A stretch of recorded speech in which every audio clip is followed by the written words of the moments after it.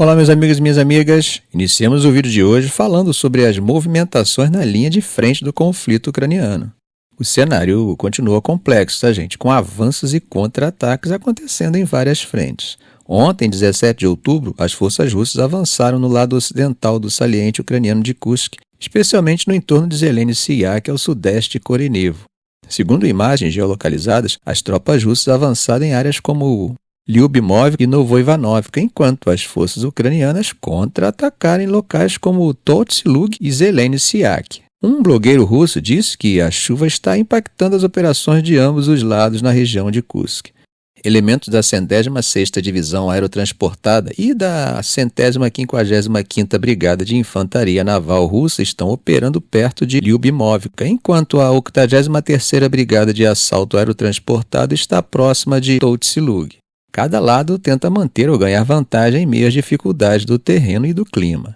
Do outro lado da fronteira, em Chassivar, as forças russas seguiram com operações bem ofensivas, avançando ontem no leste da cidade durante um ataque mecanizado. Também houve progressos na mina Bloco 9, ao sudeste de Chassivar.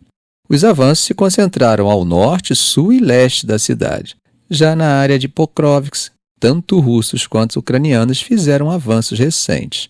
As forças russas tomaram uma estação de tratamento de água a oeste de Novorodivka, enquanto os ucranianos recuperaram um terreno marginal perto de Mykolaivka. Esses avanços, gente, fazem parte da tentativa de estabelecer controle sobre esses pontos que, como sabemos, são pontos estratégicos e são fundamentais para operações logísticas. Algo interessante que eu observei é que parece que as táticas dos grupos de assaltos russos na direção de Pokrovsk têm usado o avanço em pares. Um grupo estabelece uma posição enquanto o outro dá suporte. A divisão Facas Negras está atacando perto de Seridov, mostrando o uso de unidades experientes. O observador militar ucraniano Kostianitin Mashovets comentou que o agrupamento central de forças russas recebeu mais de 1.600 homens entre 16 e 30 de setembro para reforçar unidades avançadas e substituir perdas. E parece que o esforço para manter as linhas de frente em Pokrovsk está tornando a tarefa russa um pouco mais difícil do que se imaginava, embora os avanços, mesmo que lentos, não parem. Bom, gente, mudando de assunto, Putin afirmou que a Rússia não permitirá que a Ucrânia obtenha armas nucleares. Ele disse isso após Zelensky sugerir que a adesão à OTAN seria a única forma de garantir a segurança do país, já que Kiev abriu mão de suas armas nucleares da era soviética. Putin falou que qualquer tentativa da Ucrânia de obter armas nucleares teria uma resposta da Rússia. Vocês lembram, gente, que Zelensky também disse a Trump que a Ucrânia precisava de armas nucleares ou de adesão à OTAN para se proteger. Mais tarde, ele falou que nunca mencionou que a Ucrânia estava se preparando para desenvolver armas nucleares. Como sabemos, a Ucrânia abriu mão dessas armas nos anos 1990 em troca de garantias de integridade territorial, garantias que, segundo o governo ucraniano, foram quebradas pela Rússia. Hoje, Andriy Yermak, chefe do gabinete de Zelensky, afirmou que a Ucrânia não está considerando desenvolver armas nucleares e que os recentes relatos foram o resultado de uma interpretação incorreta. Esses relatos surgiram após Zelensky discutir a necessidade da Ucrânia entrar na OTAN e mencionar a experiência negativa do Memorando de Budapeste, aquele acordo de 94 que garantiu a segurança à Ucrânia em troca da renúncia às armas nucleares. Agora, gente, Zelensky realmente afirmou que a Ucrânia precisava de armas nucleares ou de uma aliança para garantir sua defesa. No entanto, gente, nessa última fala dele, ele procurou enfatizar que sua escolha era clara. O país não estava buscando armas nucleares, mas sim a adesão à OTAN. E aí eu pergunto a vocês, um país membro da OTAN não pode ter instalado em seu território armas nucleares de outros membros nuclearmente armados? Bom, gente, por falar em Trump, o candidato republicano ao governo dos Estados Unidos culpou Zelensky por iniciar a guerra e sugeriu que, se vencer a eleição, ele pode reduzir o apoio dos Estados Unidos à Ucrânia. Ele criticou Zelensky por não buscar a paz com Moscou e sugeriu que a Ucrânia deveria ceder parte de seu território, algo que, como sabemos, ao menos por enquanto, Kiev não quer nem ouvir falar. Em entrevista ao PBD Podcast, Trump afirmou que Zelensky ajudou a iniciar o conflito, apesar da invasão russa.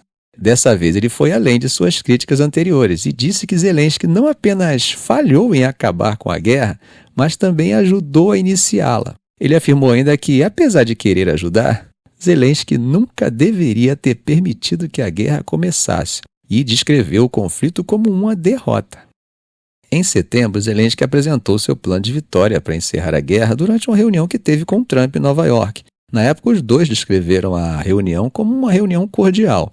No entanto, os comentários públicos de Trump indicam que ele poderia buscar reduzir a ajuda à Ucrânia se derrotar a atual vice-presidente Kamala Harris, candidata democrata, em novembro.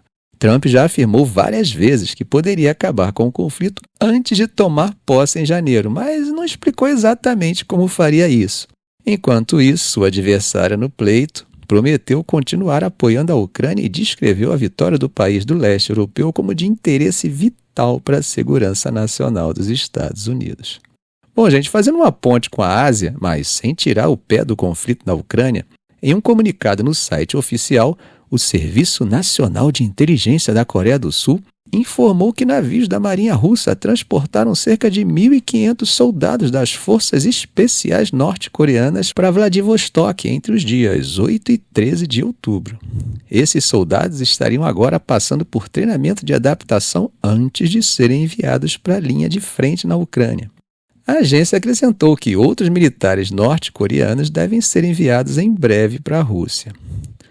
Ainda segundo esses relatórios, esses soldados foram equipados com uniformes russos, armas fabricadas na Rússia e receberam documentos falsos que os identificam como residentes nas regiões de Yakutia e Buriatia, na Sibéria. Segundo eles dizem que isso foi feito para disfarçar o envolvimento da Coreia do Norte no campo de batalha. A agência também publicou imagens de satélite e outras fotos mostrando o movimento de navios da Marinha Russa perto de um porto norte-coreano, além de reuniões em massa suspeitas de soldados norte-coreanos nas cidades russas de Ussurisk e Khabarovsk. Esse comunicado, gente, é o relatório oficial mais detalhado até agora sobre a participação da Coreia do Norte na guerra da Rússia contra a Ucrânia. Agora, vamos esperar, porque vocês sabem como é que é em guerra, né? A verdade é a primeira vítima. Se for comprovado realmente, de fato mesmo, será a primeira grande participação norte-coreana em uma guerra estrangeira. Além disso, a mídia sul-coreana relatou que Pyongyang estaria planejando enviar um total de 12.000 soldados para a Rússia, que seriam divididos em 4 brigadas. O NIS, que é o Serviço de Informação da Coreia do Sul, ainda não confirmou esses relatos. Bom, gente, essas informações surgiram um dia depois que o Zelensky afirmou que seu país tinha relatórios de inteligência indicando que 10.000 soldados norte-coreanos estavam se preparando para entrar na guerra. Zelensky chamou isso de o primeiro passo para uma guerra mundial, durante uma entrevista que ele deu em Bruxelas. A Rússia, por outro lado, negou qualquer uso de tropas norte-coreanas no conflito. O porta-voz do Kremlin, Dmitry Peskov, em uma conferência de imprensa, classificou as alegações como mais uma peça de fake news. Enquanto isso, o chefe da OTAN, Mark Rutte, declarou que a aliança ainda não podia confirmar as informações sul-coreanas sobre o envio de tropas em grande escala pela Coreia do Norte.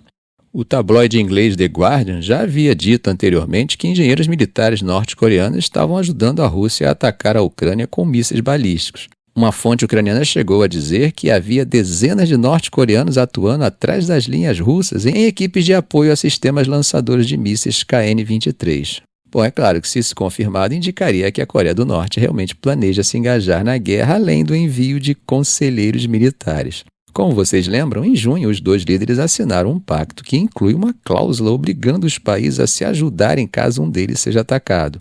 Se estima que Pyongyang tenha fornecido cerca de metade da munição de maior calibre usada nos campos de batalha esse ano, mais de 2 milhões de projéteis, isso segundo uma fonte ucraniana. A Coreia do Norte também forneceu mísseis KN-23, que foram usados em dezenas de ataques em toda a Ucrânia no último inverno. Bom, gente, atravessando o Mediterrâneo, o foco é sobre a situação no Oriente Médio, que segue em uma escalada perigosa e sem sinais claros de resolução. Para contextualizar, estamos falando sobre a morte de Yahya Sinwar, o líder do Hamas, e o impacto que isso pode ter no conflito entre Israel e seus inimigos, incluindo o Hezbollah e o Irã. Sinwar era uma peça-chave para o Hamas, sendo o cérebro por trás do ataque de 7 de outubro de 2023, que deu início ao atual conflito em Gaza.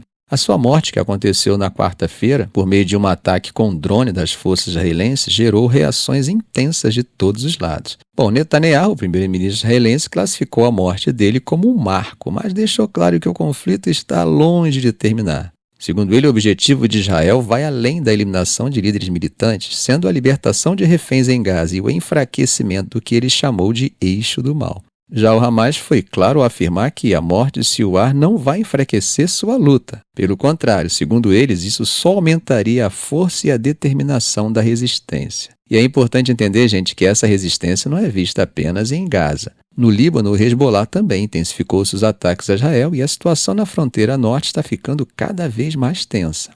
Então, gente, isso acaba levantando uma questão. A morte de Sinwar poderia realmente ter o potencial de encerrar esse conflito, como alguns líderes ocidentais esperavam? Bom, de acordo com fontes diplomáticas no Líbano, essa esperança parece ter sido equivocada. O que se acredita é que com a queda de um líder tão central como ele, talvez houvesse uma abertura para negociações. Mas, ao que tudo indica, a situação só se intensificou. Por outro lado, o apoio contínuo do Irã ao Hamas e ao Hezbollah mostra que as coisas podem piorar ainda mais. O Irã, que tem sido um grande financiador dessas facções, afirmou que a morte de Sinwar só fortalecerá o espírito da resistência. E aqui entra outra camada dessa história. Os confrontos diretos entre Israel e Irã que ocorreram em episódios isolados nos últimos meses. Embora o impacto direto desses confrontos tenha sido limitado até agora, gente, a possibilidade de uma escalada mais ampla permanece no ar. Agora, mesmo com esses eventos, a reação do Ocidente é interessante.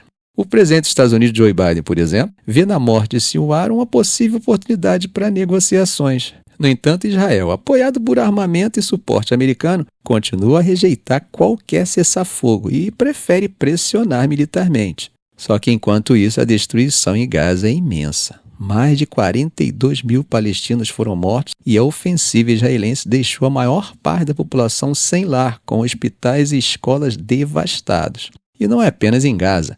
No Líbano, os ataques israelenses contra o Hezbollah mataram mais de 2 mil pessoas e deslocaram mais de 1 milhão. Nesse cenário todo, fica claro que tanto Israel quanto seus inimigos estão comprometidos em continuar lutando, independente das perdas e da destruição. A pergunta que fica é: até quando? Ficamos por aqui. Se esse vídeo foi útil para você, faça um comentário, compartilhe em suas redes sociais, dê um like. E é claro, se ainda não for inscrito, inscreva-se no canal e ative o sininho para não perder os próximos vídeos. Ok, gente? Um grande abraço do professor Arão Alves.